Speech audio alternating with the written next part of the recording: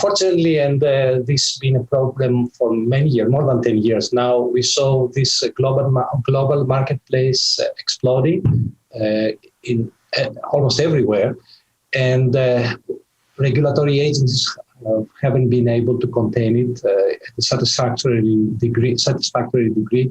I expect this to change. We've seen a lot of changes in the attitude of regulatory agencies and the actions they are willing to take. I would say one major development we are all expecting is the FDA actions following the end of the enforcement discretion period. Just to remind everyone that the FDA gave 3 years to businesses that don't conform to their regulations, and after they published their updated regenerative medicine regulatory framework back in 2017. So they gave 3 years to businesses to conform with this framework. They extended this deadline for another 6 months, and that is going to end at the end of this month, May 2021. So I think we're all very excited to see what's going to happen afterwards.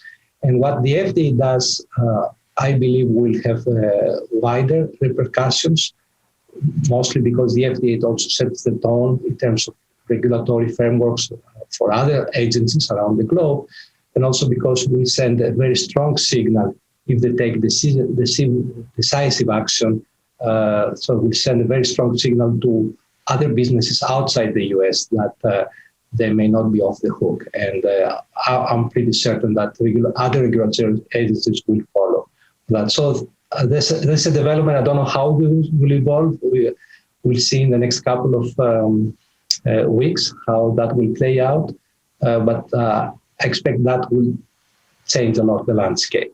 We are very excited to have a webinar organized by the ISCT, organizing a webinar on this exact issue. So we have invited people from the FDA and other experts to talk about the end of the enforcement discretion period. So we're all very excited to hear what the FDA has to say, and I hope that will give an opportunity to the wider public to get an insight on their plans.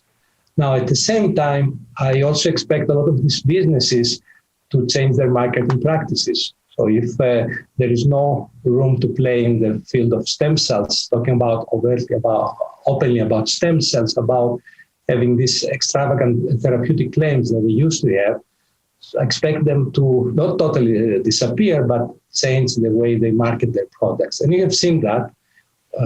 To go back to your first question, we've seen that a lot with COVID-19 offerings for COVID-19.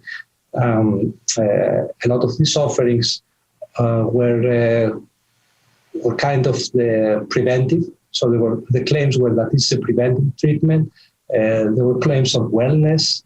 So I will expect that to continue for a lot of other conditions.